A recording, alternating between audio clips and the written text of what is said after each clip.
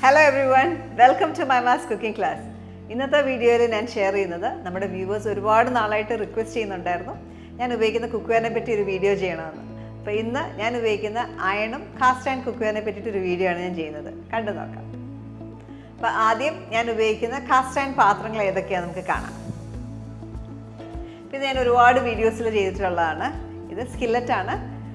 ഈ സ്കില്ലറ്റ് വെച്ചിട്ട് നമ്മൾ ഒരുപാട് വീഡിയോസിൽ ഷാക്ഷുക്കയുടെ വീഡിയോ, പിന്നെ വൺ പോട്ട് മീലുകളുടെ വീഡിയോ, ചിക്കൻ ഫ്രൈ ചെയ്യാനായിട്ട് അങ്ങനെ പലതരത്തിലുള്ള ഡിഷസ് നമ്മളിത് ഉപയോഗിച്ചിട്ടുണ്ട്. നല്ലൊരു കൺവീനിയൻറ്റ് 4 പേർക്കൊക്കെ ഉള്ളൊരു ഫാമിലിക്ക് നല്ലൊരു യൂസ്ഫുള്ളാണിത്. പിന്നെ എൻ്റെ വീഡിയോസിൽ ഒരുപാട് കാണാറുള്ളതാണ്. ഇതും ചെറിയൊരു സ്കില്ലറ്റാണ്. അപ്പോൾ ഇത് ഇപ്പോൾ ഒരാൾക്ക് ബാച്ചിലേഴ്സിനൊക്കെ പറ്റിയൊരു ഓപ്ഷനാണിത്. ബാച്ചിലേഴ്സ് കൂടാതെ നമ്മളൊരു മുട്ട പൊരിക്കാനായിട്ട് അല്ലെങ്കിൽ ഒരു ഓംലെറ്റ് ബുൾസയൊക്കെ ഉണ്ടാക്കാനായിട്ടൊക്കെ നല്ലതാണ്. ചെറിയ ക്വാണ്ടിറ്റി ഫിഷ് ഫ്രൈ ചെയ്യാനായിട്ടൊക്കെ ഈ ഒരു പാൻ നല്ല യൂസ്ഫുള്ളാണ്. ഇതാണ് ഫ്രൈ പാനാണ്. ഫ്രൈ പാൻ നമുക്ക് ചിക്കൻ ഫ്രൈ ചെയ്യാനായിട്ട് അല്ലെങ്കിൽ പൊട്ടേറ്റോ വറക്കാനായിട്ട് അങ്ങനെ ഡീപ്പ് ഫ്രൈങ്ങിന് വേണ്ടിയിട്ടുള്ളതിനെല്ലാം നമ്മൾ ഈ ഒരു പോട്ടാണ് യൂസ് ചെയ്യുന്നത്. ഇതും കാസ്റ്റ് അയൺ തന്നെയാണ്. ഇത് എൻ്റെ ഒരുപാട് വീഡിയോയിൽ ഞാൻ യൂസ് ചെയ്യുന്നൊരു തവയാണ്. ഇത് ചപ്പാത്തി, ദോശ, മസാല ദോശയുടെ വീഡിയോയിലൊക്കെ ഈ ഒരു തവയാണ് യൂസ് ചെയ്തത്. കാസ്റ്റ് അയൺ തന്നെ. ഇതിനൊക്കെ ഗ്രിഡിൽ പാൻസ് എന്നാണ് പറയുക. ഗ്രിഡിൽ പാൻ എന്ന് ഉദ്ദേശിക്കുന്നത് നമ്മൾ ചിക്കന്, ഫിഷ് ഒക്കെ ഗ്രില്ല് ചെയ്യാനായിട്ടൊക്കെ യൂസ് ചെയ്യുന്നതാണ്. ഇത് നമുക്ക് എല്ലാ അവനകത്തും വെക്കാം. ഈ കാസ്റ്റ് അയൺ പാത്രങ്ങളെല്ലാം നമുക്ക് അടുപ്പേ വെച്ചിട്ട് ഗ്യാസിലും കുക്ക് ചെയ്യാം. കൂടാതെ നമുക്ക് നേരെ അത് അവനകത്ത് വെച്ചിട്ട് ബേക്ക് ചെയ്യാനായിട്ടൊക്കെ ഹെൽപ്ഫുള്ളാണ്, യൂസ് ചെയ്യാവുന്നതാണ്. അപ്പോൾ ഇതിനകത്തുള്ള കുക്ക് ചെയ്യുന്നുള്ള അഡ്വാൻറ്റേജ് എന്ന് പറഞ്ഞാൽ ചൂട് നന്നായിട്ട് നിൽക്കും. കൂടാതെ ഈ ലൈൻസ് ഉള്ളത് കൊണ്ട് നമ്മൾ ഗ്രില്ല് ചെയ്യുമ്പോൾ ആ മാർക്ക് മീറ്റേൽ അല്ലെങ്കിൽ ഫിഷിൽ വരുന്നതാണ്. അപ്പോൾ നമുക്ക് ആ കാണുമ്പോഴും ഒരു നല്ലതാണ്. നല്ലൊരു ഡാർക്ക് കളറും കിട്ടുകയും ചെയ്യും. ഇതാണ് ഗ്രിഡിൽ പാൻ, ഗ്രില്ല് ചെയ്യാനായിട്ട് യൂസ് ചെയ്യുന്ന പാൻ. ഇതും ഞാൻ യൂസ് ചെയ്യാറുള്ള ഒരു ഡച്ച് അവൻ എന്ന് പറയാം, അല്ലെങ്കിൽ നമുക്ക് കാസറോളായിട്ട് യൂസ് ചെയ്യാം. നല്ല ഹെവിയാണ്. ഇത് ഞാൻ ബിരിയാണി ഉണ്ടാക്കാനായിട്ടൊക്കെ ഈ ഒരു പോട്ടാണ് യൂസ് ചെയ്തേക്കുന്നത്. അടുത്തായിട്ട് ഞാൻ കാണിക്കുന്നത് ഞാൻ ഉപയോഗിക്കാറുള്ള അയൺ പാത്രങ്ങളാണ്. ഞാൻ ഉപയോഗിക്കുന്നത് മെയിൻലി 3 ചീനിച്ചട്ടികളാണ് ഞാൻ യൂസ് ചെയ്യാറുള്ളത്. ഒന്ന് ഈ ഒരു ചെറിയ സൈസ്, വളരെ ചെറിയ ക്വാണ്ടിറ്റി, ചെറിയൊരു തോരൻ അല്ലെങ്കിൽ ഒരു മെഴുക്ക് പുരട്ടി അല്ലെങ്കിൽ ഒലത്ത് ഒക്കെ ഉണ്ടാക്കണമെങ്കിലൊക്കെ ഇത് ഉപയോഗിക്കാം. ഇച്ചിരി വലിയ കറി, ഒരു 4 പേർക്കുള്ളൊരു കറിയൊക്കെ ഉണ്ടാക്കണമെങ്കിൽ ഇച്ചിരി ബിഗറായിട്ടുള്ള ഈ ഒരു സൈസിലുള്ള ചീനിച്ചട്ടി യൂസ് ചെയ്യാം. ഇത് ഒരുപാട് വീഡിയോസിൽ നാടൻ കറികൾക്കൊക്കെ ഞാൻ ഈ ഒരു ചീനിച്ചട്ടിയാണ് യൂസ് ചെയ്യുന്നത്.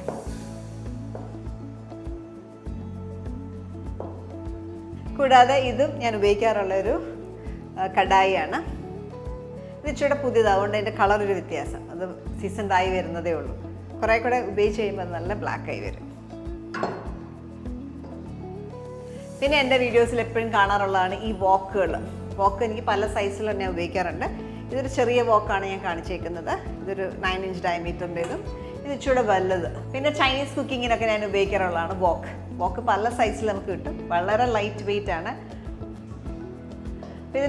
ഇത് അയണാണ്, പക്ഷെ കനം കുറഞ്ഞത്, ഒട്ടും വെയിറ്റ് ഇല്ലാത്ത അയണാണ്.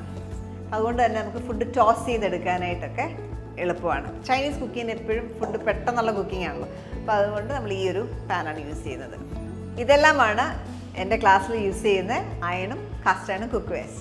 അപ്പോൾ ഒരു പുതിയ കുക്ക്വെയർ, അയൺ കുക്ക്വെയർ വാങ്ങിക്കുമ്പം നമ്മൾ ശ്രദ്ധിക്കേണ്ട കാര്യങ്ങൾ സീസൺഡ് ആണോ നോൺ സീസൺഡ് ആണോ നോക്കുക. സീസൺഡ് ആയിട്ട് ഇപ്പം അയൺ കുക്ക്വെയർ കിട്ടും. അതല്ല എങ്കിൽ നോൺ സീസൺ ചെയ്യാത്ത കുക്ക്വെയർ കിട്ടും. അപ്പം നമ്മൾ തന്നെ വീട്ടിൽ കൊണ്ടുവന്ന് സീസൺ ചെയ്യേണ്ടി വരും. അപ്പോൾ അതിൽ ഏതാ നമുക്ക് വേണ്ടതെന്ന് നോക്കുക.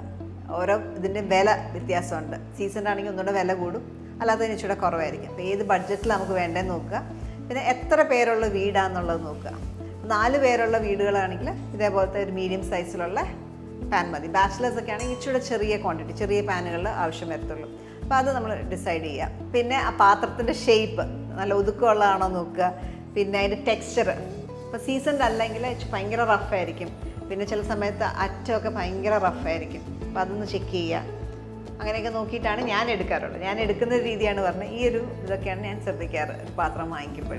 കാസ്റ്റ് അയൺ നമ്മൾ വാങ്ങിക്കുമ്പോൾ നമുക്ക് സീസൺഡ് ആയിട്ടും കിട്ടും, സീസൺ ചെയ്യാതെയും കിട്ടും. സീസൺഡ് ആയിട്ടെന്ന് പറഞ്ഞു കഴിഞ്ഞാൽ ഇതുപോലെ നല്ല ഫിനിഷ് ഉള്ളതായിരിക്കും, നമ്മൾ നേരെ കൊണ്ട് നമുക്ക് ഉപയോഗിക്കാം. സീസൺഡ് അല്ലാത്ത പാത്രങ്ങൾ എന്ന് പറയുമ്പം അത് കാണുമ്പോൾ ആദ്യം റഫായിരിക്കും, അതിന് കളർ നല്ല ബ്ലാക്ക് ആയിരിക്കത്തില്ല. അത് യൂസ് ചെയ്താണ് നമുക്ക് ആ കളറാകുക. അപ്പോൾ സീസൺ ചെയ്യാത്ത പാത്രമാണെങ്കിൽ നമ്മൾ എങ്ങനെയാണ് ചെയ്യുന്നതെന്നുള്ളതാണ് ഇനി ഞാൻ പറയാൻ പോകുന്നത്. സീസൺ ചെയ്യാത്ത പാത്രങ്ങളാണ് നമ്മൾ ഉപയോഗിക്കുന്നതെങ്കിൽ ഞാൻ ചെയ്യാറുള്ള മെത്തേഡ് എന്ന് പറഞ്ഞാൽ ഞാനിത് കഞ്ഞിവെള്ളം ഒഴിച്ച് വെക്കും. അപ്പോൾ ഇന്നത്തെ കഞ്ഞിവെള്ളം നമ്മൾ ഒഴിച്ച് ഇതിനകത്തേക്ക് വെക്കുക. വെച്ചിട്ട് അത് ഒരു 2 ദിവസം ആ കഞ്ഞിവെള്ളത്തോടുകൂടെ തന്നെ ഇരിക്കും. കഞ്ഞിവെള്ളം അതിനകത്ത് തന്നെ ഇരുന്ന് പഴകും. അതിനുശേഷം ആ വെള്ളം നന്നായിട്ട് കളഞ്ഞ് നന്നായിട്ട് കഴുകി നന്നായിട്ട് സ്ക്രബ് ചെയ്ത് തന്നെ കഴുകിയ ശേഷം നമ്മൾ നന്നായിട്ട് തുണി വെച്ച് നന്നായിട്ട് ഉണക്കിയ ശേഷം അടുപ്പിലേക്ക് വെച്ച് ചൂടാക്കുക. ഒരു 5 മിനിറ്റ് നന്നായിട്ട് ചൂടാകുന്ന വരെ ചൂടാക്കിയ ശേഷം നമ്മൾ അതിനകത്തേക്ക് ഇച്ചിരി എണ്ണ നന്നായിട്ട് തൂത്ത് കൊടുക്കുക. ഞാൻ ഉപയോഗിക്കുന്നത് എപ്പോഴും വെളിച്ചെണ്ണയാണ്. വെളിച്ചെണ്ണ നന്നായിട്ട് തൂത്ത ശേഷം ഒരു ക്ലീൻ ക്ലോത്ത് വെച്ചിട്ട് നന്നായിട്ട് വൈപ്പ് ചെയ്യുമ്പോൾ അതിൻ്റെ കളർ നല്ല ബ്രൗൺ ആയിരിക്കും ആ തുണിയുടെ. അത് വീണ്ടും നന്നായിട്ട് വൈപ്പ് ചെയ്ത ശേഷം ആ പാത്രം കൂളാവാനായിട്ട് മാറ്റി വെക്കുക. അതിനുശേഷം നന്നായിട്ട് കൂളായി കഴിയുമ്പോൾ വീണ്ടും ആ ഒരു പ്രോസസ്സ് റിപ്പീറ്റ് ചെയ്യുക. അതായത് വീണ്ടും എണ്ണ തേക്കുക, വീണ്ടും നന്നായിട്ട് ചൂടാക്കിയിട്ട് നല്ല ചൂടായി കഴിയുമ്പോൾ ഓഫ് ചെയ്യുക. ആ തുണി വെച്ച് നന്നായിട്ട് തുടയ്ക്കുക. ആ തുണിയിലെ കളർ നന്നായിട്ട് മാറി നല്ല ക്ലീൻ ആകുന്ന വരെ ചെയ്യുക. ഒരു 4-5 പ്രാവശ്യം ചെയ്യേണ്ടി വരും. അങ്ങനെയാണ് സീസൺ ചെയ്തെടുക്കുന്നത്. ഞാൻ കഞ്ഞിവെള്ളത്തിൻ്റെ ഒരു മെത്തേഡ് പറഞ്ഞല്ലോ. കഞ്ഞിവെള്ളം കൂടാതെ നമുക്ക് വേറൊരു മെത്തേഡുണ്ട്. നമുക്ക് ഈ പുതിയ പാത്രം വാങ്ങിച്ചിട്ട് നന്നായിട്ട് കഴുകിയ ശേഷം നന്നായിട്ട് തുടച്ച ശേഷം അതിനകത്തേക്ക് ഒരു തേങ്ങ വറുക്കുക. ചെറിയ തീയിലിട്ട് പതുക്കെ വറുത്ത് ആ തേങ്ങ നമുക്ക് ഉപയോഗിക്കാൻ കൊള്ളില്ല. പക്ഷേങ്കിൽ ആ തേങ്ങയിൽ നിന്ന് എണ്ണ ഇറങ്ങി അത് പതുക്കെ സീസൺഡ് ആവും. അതിനുശേഷം നമ്മൾ നേരത്തെ പറഞ്ഞ പോലെ എണ്ണ തൂക്കുക, ഒരു ക്ലോത്ത് വെച്ച് വൈപ്പ് ചെയ്യുക. ആ ഒരു പ്രോസസ്സ് ഒരു 3-4 പ്രാവശ്യം റിപ്പീറ്റ് ചെയ്യുക. ഈ 2 രീതിയിലാണ് ഞാൻ ചെയ്യാറുള്ളത്. കാസ്റ്റ് അയൺ പാത്രങ്ങൾ അല്ലെങ്കിൽ അയൺ പാത്രങ്ങൾ സീസൺ ചെയ്യാൻ വേറൊരു മെത്തേഡും കൂടെ ഉണ്ട്. നമ്മൾ ബേക്ക് ചെയ്തും ചെയ്യാറുണ്ട്. ബേക്ക് ചെയ്ത് ചെയ്യാന്ന് വെച്ചാൽ നമ്മൾ നന്നായിട്ട് ഇത് ക്ലീൻ ചെയ്ത ശേഷം എണ്ണ നന്നായിട്ട് തൂത്തിട്ട് ഒന്ന് വൈപ്പ് ചെയ്യുക. അതിനുശേഷം അവനിൽ വെച്ച് ബേക്ക് ചെയ്യുക. ഒരു 180 അല്ലെങ്കിൽ 200 ഡിഗ്രിയിൽ ഒരു 1 hour ബേക്ക് ചെയ്യുക. എന്നിട്ട് അവൻ ഓഫാക്കി അതിനകത്ത് തന്നെ ഇരുന്നത് കൂളാവണം. കൂളായ ശേഷം എടുത്ത് നന്നായിട്ട് ക്ലീൻ ചെയ്ത് പിന്നെ ഡ്രൈ ആക്കി ഒന്ന് എണ്ണ തൂത്ത് ചൂടാക്കി വെക്കുക. എങ്ങനെ അയൺ കുക്ക്വെയർ യൂസ് ചെയ്യുന്നതെന്നാണ് ഇനി ഞാൻ പറയാൻ പോകുന്നത്.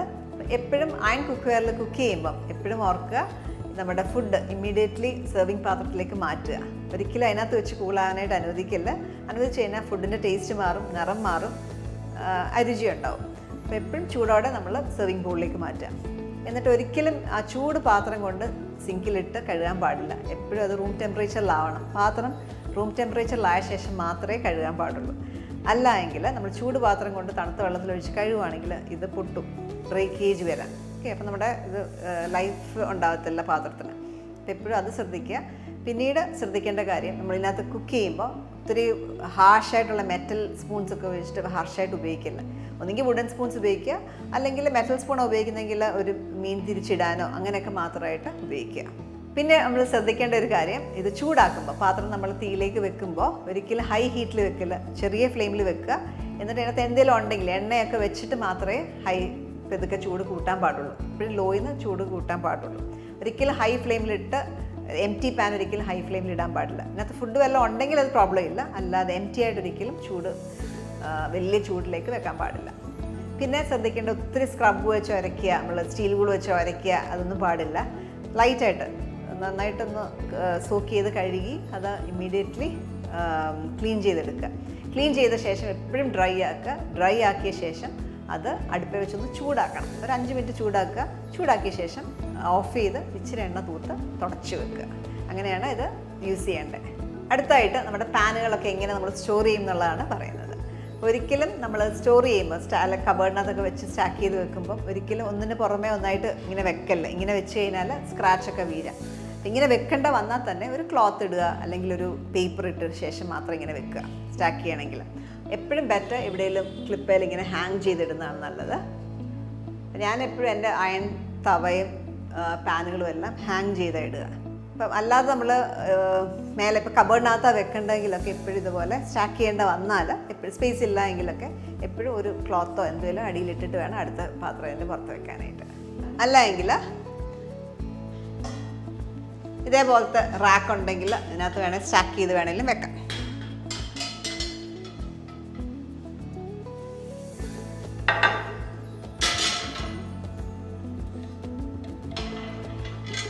ഇതേപോലെ സ്റ്റാക്ക് ചെയ്ത് വേണമെങ്കിലും വെക്കാം. അപ്പോൾ നമ്മുടെ സീസൺഡ് ആയിട്ടുള്ള കുക്ക്വെയർ നമ്മളത് എങ്ങനെ മെയിൻറ്റെയിൻ ചെയ്യുന്നുള്ളതാണ് കാണിക്കുന്നത്. അപ്പോൾ ഇതേപോലത്തെ കാസ്റ്റ് അയണിൻ്റെ കുക്ക്വെയറൊക്കെ സീസൺഡ് ആയിട്ട് കിട്ടിയിരിക്കുന്നതാണ്.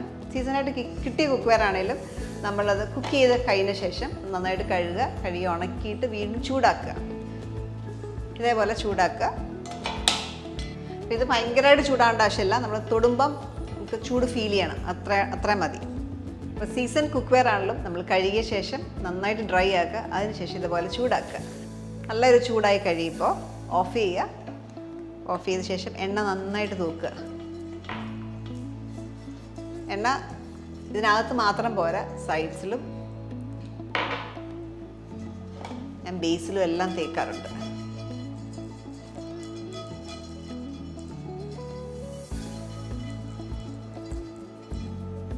ഒരു ലിൻറ്റ് ഫ്രീ ക്ലോത്ത് വെച്ച് നന്നായിട്ട് വൈപ്പ് ചെയ്യാം. ഒരു നല്ലൊരു കോട്ടൺ തുണിയെടുത്ത് നന്നായിട്ട് വൈപ്പ് ചെയ്യാം. ടിഷ്യൂ പേപ്പറൊക്കെ ഉപയോഗിച്ച് കഴിഞ്ഞാൽ കുറച്ച് ലിൻറ്റൊക്കെ വീണത് ഞാൻ ഉപയോഗിക്കാറില്ല. ടിഷ്യൂ പേപ്പർ എപ്പോഴും ക്ലോത്താണ് നല്ലത്.